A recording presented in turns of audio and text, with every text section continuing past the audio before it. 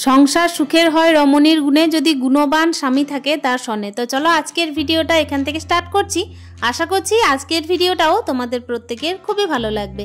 তো hello everyone, good morning, welcome back to my channel. আশা করছি সকলেই খুব ভালো আছো।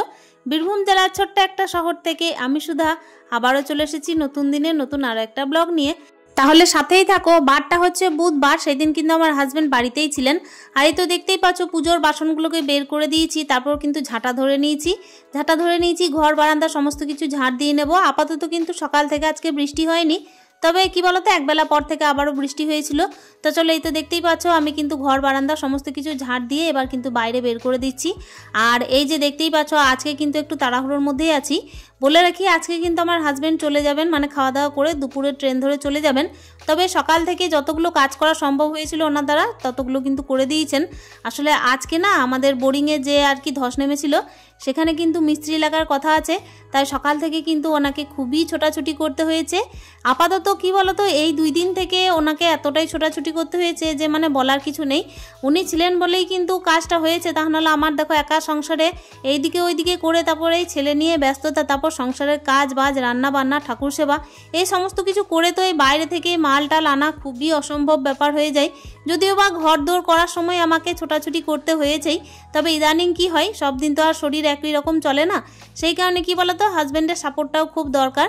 তবে এই যে টাইমে উনি এসেছেন সেই টাইমে আজকে কাজটা হচ্ছে, এটার জন্য কিন্তু আমি বেশ মানে কি বলতো খুবই খুশি।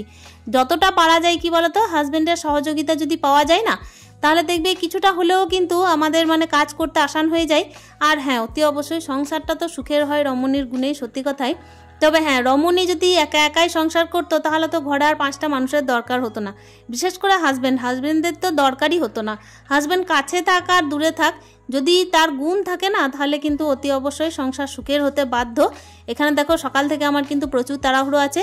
এদিকে আমি ভাতটা তো নামিয়ে দিয়েছি আর ডালটাও বসিয়ে দিয়েছি।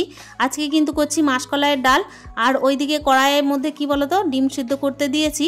তো চলো আমি কিন্তু তাড়াহুড়ো করে আগে ছেলেকে রেডি করব, তারপর তো অন্য কিছু। আমার বলতে জানো তো কোনো দ্বিধাদ্বন্দ্ব নেই, সত্যি কথাই বলছি।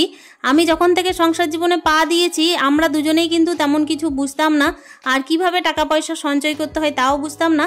আমার হাজব্যান্ড তো এমনিতেই সত্যি কথা বলতে খুবই দানবীর, মানে দানবীর কর্ণ বললেই চলে। তো ওই কারণে না জীবনে এত কিছু মানে উপার্জন করেও কোনো কিছু রাখেননি।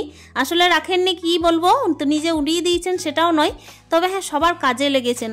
কিন্তু কি বলতো বর্তমান সমাজ এতটাই বেইমান না যে সত্যি কথা বলতেই যখন যার দুর্দিন গেছে তখন তার পাশে দাঁড়ানোর পরও সেই মানুষটার আর কি, যে মানুষটা গুণবান সেই মানুষটার পাশেই দেখবে কেউ থাকে না, আর সেই মানুষটা কিন্তু কারোর কাছে হাতও পাততে পারে না।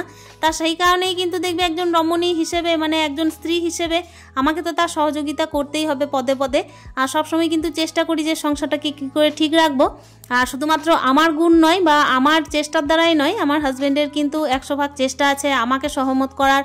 তারপর ব্যাপার হচ্ছে কি সংসারটাকে কি করে ঠিকঠাক করবে, কি করে আবারও সেই ব্যালেন্সে আসবে, সেই চিন্তা ভাবনা দুজন মিলে করি বলেই কিন্তু সংসারটা আজ গিয়ে একটুখানি মানে দাঁড়িয়েছে ঠিকঠাক করে।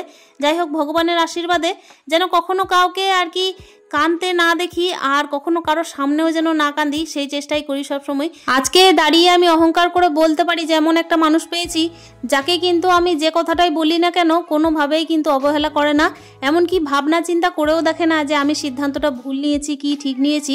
উনি কিন্তু অতি অবশ্যই খুবই বিশ্বাস করেন আমাকে, আর ওই কারণেই কিন্তু নিজেদের সংসারের মধ্যে দেখো আমাদের ব্যালেন্সটাও থেকে গেছে। আমি তো দেখো যখন সংসার জীবনে পা দিয়েছিলাম এমন কিছুই জানতাম না, ঘর যে কি করে দাঁড় করাতে হয় সেটাও আমি জানতাম না। ওই মিস্ত্রিদের সঙ্গে টানা পড়ে নে আমি যেভাবে মানে একটা ঘর দাঁড় করিয়েছি সেটা কিন্তু একটা পুরুষ মানুষের দ্বারাই সম্ভব। তা সত্ত্বেও মেন্টালিভাবে যদি বরাবর আমাকে কেউ সাপোর্ট করে এসেছেন তো শুধুমাত্র আমার হাজব্যান্ড। সত্যি কথাই, আমি কিন্তু কোনোভাবেই ওই যে বললাম আমার স্বীকার করতে কোনো দ্বিধাদ্বন্দ্ব কিচ্ছু নেই, কিংবা লজ্জাও কিছু নেই, কিংবা কি বলতো লুকানোরও কিছু নেই।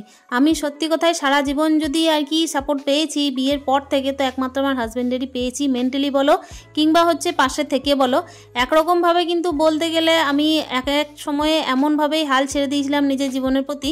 আমার এই যে এত বড় দুর্ঘটনা ঘটেছিল রাস্তার ব্যস্ততার মধ্যে হয়তো জীবনে আর কি বেঁচেছিলাম ছেলের মুখ তাকিয়ে আর হচ্ছে এই যে হাজব্যান্ডের ভালোবাসার জোরে, তা না হলে কিন্তু হয়তো এত বড় দুর্ঘটনায় কেউ আর কি জীবন পেত না ফিরে। তো চলো এই যে কথা বলতে বলতেই তো দেখতেই পাচ্ছ হাসি ঠাট্টার মাধ্যমে আমি এই যে খাবার দাবার রেডি করছি। আসলে ওইদিকে কিন্তু কল মিস্ত্রি লেগেছে, তাই কিন্তু হাজব্যান্ড গেলেন বারে বারে কিন্তু দেখাশোনা করতে, আর আমি কিন্তু এইদিকে রান্না বান্নার কাজে তো লেগে পড়েছি। তবে টিফিনটা আমাকে না বানিয়ে দিলে নয়, ওনার কিন্তু খুব খিদে পেয়েছে। এই টাইমে 10টা বাজতেই চললো, ছেলের তো টিফিন আমি এই প্যাক করেই দিয়েছি, তা সত্ত্বেও কিন্তু আমাকে দেখো তাড়াহুড়ো করে আরও কয়েকটা লুচি ভেজে নিতে হচ্ছে, যেহেতু কি বলো তো টিফিনটা না একসঙ্গে হয়ে গেলেই ভালো হয়। আর বিভিন্ন ধরনের টিফিন বানাতে গেলে অনেকটা লেট হয়ে যায়। ভেবেছিলাম পরোটা করব, তো দেখলাম যে না, ওই যে লুচির তেল আর কি আছেই, তো ওখান থেকেই আর কি লুচিটাই করে দিই, তাতে সুবিধা হবে। আর এই টাইমে আমার একটা বন্ধু এসেছিল, মানে বিয়ের নেমন্তন্ন করতে, আমার সঙ্গে পড়তো, আবার কি বলতো আমার হাজব্যান্ডেরও বন্ধু বলতে পারো।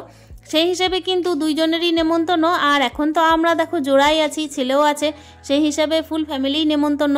তো ওই কারণে কিন্তু বন্ধুটাও এসেছিল, তো তাকেও আমি কয়েকটা লুচি ভাজা খেতে দিয়ে দিয়েছিলাম গরম গরম। তো যাই হোক, আজকে কিন্তু সবাই মিলে মানে বেশ ভালোই দিনটা কাটলো। সবাই মিলে বলতে সবাইকে তো ক্যামেরায় ধরা সম্ভব হলো না, কিন্তু এই যে দেখতেই পাচ্ছ আমার হাজব্যান্ড কিন্তু এখানে আমাকে সহযোগিতা করছেন যে তুমি চাপ নিও না, তাড়াহুড়ো করো না, আমি আছি, তাই তুমি কিন্তু নিজের খাওয়া দাওয়ার খেয়াল একটু ভালোভাবে রাখো।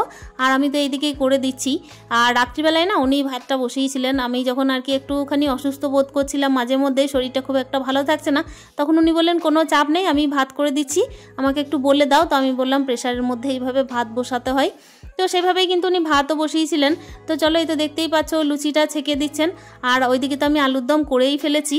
কি বলো তো, সংসার জীবনে দেখবে একটা মেয়েদের ওপরেই কিন্তু যত চাপ আসে, যে মেয়েটা ঠিকঠাক সংসার করতে পারে না, মেয়েটা গুণের নয়, মেয়েটা ঠিকঠাক সংসারের হাল ধরতে পারে না, মেয়েটা ঠিকঠাক সংসারে মন বসাতে পারে না, কিন্তু সেই মনটা যে সে কোথা থেকে পাবে সেই সব চিন্তা কিন্তু কেউ করে না। আর আমি তো দেখো একা সংসারে আছি, আর একা সংসারে থাকতে থাকতে আমার কিন্তু এখন অভিজ্ঞতাও অনেক হয়ে গেছে। যখন বিয়ে প্রথম আর কি হয়েছিল তখন কি আর সেই অভিজ্ঞতা ছিল? এখন যে পরিমাণের অভিজ্ঞতা আমি নিজে সঞ্চয় করেছি, আর এখন যে পরিমাণের মানুষকে চিনেছি, সেই পরিমাণের মানুষ চেনা তো আমি প্রথম চিনিনি, তাই না? তখন কিন্তু কোনোভাবেই মানে নিজের কথা চিন্তা না করে সব কিছু উজাড় করে দিতাম। আর এখন কিন্তু আমাকে নিজেকে রয়ে সয়ে রাখার পরে তারপর অন্যদের কথা চিন্তা করতে হবে, এটাই সবসময় ভেবে এসেছি। আর হাজব্যান্ডকেও কিন্তু এটাই শেখানোর চেষ্টা করি যে দুর্দিনে কিন্তু দেখবে তোমার পাশে কেউ থাকবে না, তোমার যখন সুদিন থাকবে তখন কিন্তু অতি অবশ্যই সবাই তোমার সুযোগ নেবে, এইটাই কিন্তু বাস্তবতা। আজকে রান্না বান্নার কথা বলি, আজকে কিন্তু সেরকম কিছু রান্না বান্না করবো না। আর দেখো হাজব্যান্ডকে আমি খেতে দিয়েছি, বলছেন যে লুচি আর আলুর দমটা না দারুণ হয়েছে খেতে, মানে খুবই টেস্টফুল হয়েছিল। আজকে তেমন বড় ব্লগ শেয়ার করতে পারছি না এই কারণেই, কেন কি দেখো ওইদিকে বললাম মিস্ত্রি লেগেছে, তাই কিন্তু আমাকে ব্যাংকেও যেতে হয়েছিল হাজব্যান্ডের সঙ্গে। আর যেহেতু ব্যাংকে আর কি আমাকে সঙ্গে যেতে হয়েছিল এই কারণেই, যেহেতু কি বলতো মাইনে হলেই না বেশিরভাগ টাকাটা কিন্তু আমার অ্যাকাউন্টেই চলে আসে, লোন টোনের ব্যাপার থাকে সেই কারণেই। তো চলো আমাকে কিন্তু মিস্ত্রিদের টাকাও মেটাতে হয়, লোনের টাকাও মেটাতে হয়, সেই কারণে কিন্তু ব্যাংকে যেতে হবে। আর কালকের মাছের টক রাখা ছিল, তো সেটাই গরম করে দিয়েছিলাম, আর আলু সিদ্ধ করেছিলাম, এই আজকের মেনু ছিল। তো এদিকে কিন্তু আমার হাজব্যান্ডের কোনো অসুবিধা নেই, মানে উনি বললেন যে কোনোভাবেই কোনো রকমভাবে আর কি রান্না করে দাও তাহলেই হবে, যেহেতু খাওয়া দাওয়া করে তো যেতে হবে, আবার মিস্ত্রিকেও টাইম দিতে হবে। আপাতত উনি যতক্ষণ ছিলেন আমার কিন্তু প্রচুর হেল্প হয়েছে। ব্যাংকে থেকে কিন্তু এসে মিস্ত্রিকে টাকা মেটানোর পরে এই যে দেখতেই পাচ্ছ আমি গাঁদাল পাতার বড়া ভেজে নিচ্ছি। এই যে গাঁদাল পাতার বড়াটা আমি রেডি করে গেছিলাম। তো চলো বন্ধুরা, আজকের ভিডিওটা আর আমি বাড়াচ্ছি না, তাহলে একটা মূল্যবান কমেন্টে জানানোর চেষ্টা করো আজকের ভিডিওটা কেমন লেগেছে। দেখা করছি নেক্সট ভিডিওতে। স্টে হ্যাপি, হ্যাপি মন, টাটা।